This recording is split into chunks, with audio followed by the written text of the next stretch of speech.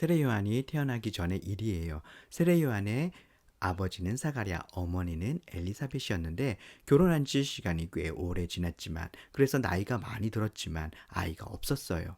이때에는 결혼했는데 아이가 없으면 죄가 있기 때문이라고 흔히들 생각을 했어요. 그런데 사가랴와 엘리사벳은 하나님의 말씀에 잘 순종하기로 정말 유명했거든요. 그래서 사람들은 이상하게 생각했어요. 저 사람들은 저렇게 하나님의 말씀에 잘 순종하는데 왜 아이가 없을까? 유대의 제사장들은 24개의 그룹으로 되어 있었는데 한 주에 한 그룹씩 성전에서 섬길 수 있었죠. 그래서 1년에 한 그룹이 2번 정도 성전에서 섬길 수 있었어요. 정말 기쁘군. 이번 주는 우리가 있는 그룹이 성전에서 섬기는 차례야. 그런데 한 그룹 안에도 제사장들이 많이 있었기 때문에 성전 안에서 섬길 수 있는 사람을 제비뽑기로 정했어요. 제비뽑기를 했는데 사가랴가 걸렸지 뭐예요? 성전 안에 들어가서 하나님을 섬길 수 있는 기회가 생기다니 정말 꿈만 같아. 유대에서는 매일 아침 저녁으로 성전에서 상번제라고 하는 예배를 드렸어요. 그때 제사장이 성전 안에 들어가면 다른 백성들은 성전 밖에서 기도하며 제사장이 나오기를 기다렸어요. 왜냐하면 제사장이 성전 안에 들어가서 향을 피우고 하나님께 기도하고 나서 성전 밖으로 나오면 밖에서 기다리고 있었던 백성들에게 축복 기도를 해주었거든요. 그 축복 기도를 받기 위해서 백성들은 제사장이 나오기만을 기다리고 있었던 거예요. 사가랴는 상번제 때 성전 안에 들어가는 차례가 되어서 성전의 성소 안으로 들어갔어요. 그런데 성소 안에 누가 있는 거예요. 누구세요? 두려워하지 말라. 너의 아내가 아이를 낳게 될 텐데 이름을 요한이라고 해라. 그 아이는 엘리야의 마음과 엘리야의 영과 엘리야의 능력을 갖고 태어날 거야. 그리고 주님 앞에 먼저 나와서 주님의 길을 준비할 거야. 아이고, 저는 늙었고 제 아내도 나이가 많은데 어떻게 아이를 낳겠습니까? 나는 하나님이 보내신 가브리엘 천사다. 네가 내 말을 믿지 않았기 때문에 너는 이 일이 이루어지기 전까지 말을 하지 못하게 될 것이다. 성소 안에서 가브리엘 천사를 만나 이야기하는 동안 성소 밖에서 기다리던 백성들은 사가랴 제사장이 시간이 지나도 나오지 않자 이상하게 생각했어요. 오늘은 제사장이 왜 이렇게 안 나오지?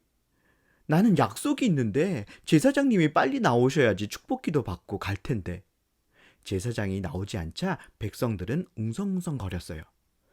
안에서 무슨 일이 있는 거 아니야?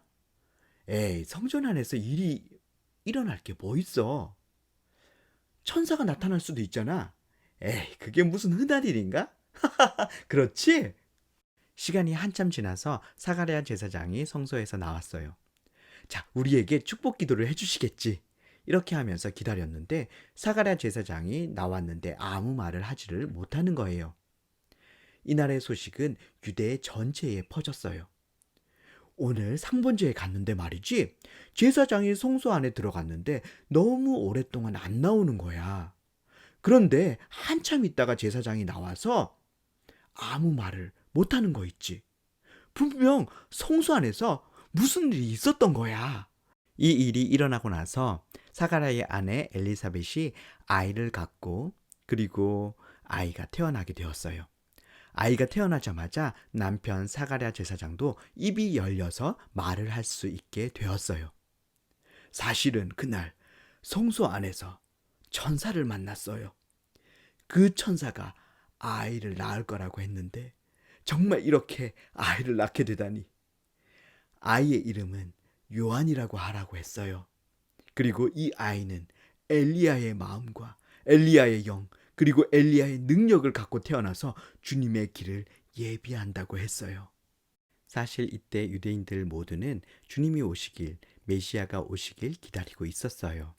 그런데 구약의 이사야서나 말라기서에 보면 메시아가 오기 전에, 우리 주님이 오시기 전에 엘리야 선지자가 먼저 와서 메시아의 길을 준비할 거라고 예언되어 있어요. 그래서 유대인들은 엘리야 선지자를 기다리고 있었어요. 왜냐하면 엘리야 선지자가 와야지 그 다음에 메시아가 오기 때문이에요. 그런데 이 요한이 엘리야와 같은 사람이라고 하는 거죠. 사가랴가 성소에 들어갔다가 말을 하지 못하게 된 것도, 그리고 나서 아이를 갖게 되고 그 아이가 태어나자마자 사가랴가 말을 하게 된 것도, 그때 사가랴가 태어난 아이가 엘리야와 같은 아이가 될 거라고 한 이 모든 사실이 유대 사람들에게 굉장히 유명한 이야기가 되었어요. 유대 사람들은 이렇게 태어난 세례 요한에게 아주 관심이 많았답니다. 요한이 자라서 엘리야처럼 토롯을 입고, 엘리야처럼 허리에 가죽끈을 메고, 엘리야처럼 광야에서 생활했어요. 사람들은 이 세례 요한의 말을 듣기 위해서 광야로 몰려갔어요. 요한은 그 몰려온 사람들에게 얘기했습니다. 저는 아무것도 아닙니다. 저는 주님의 길을 준비하는 사람입니다. 이렇게 세례 요한은 광야에서 주님이 오실 길을 준비하고 있었어요.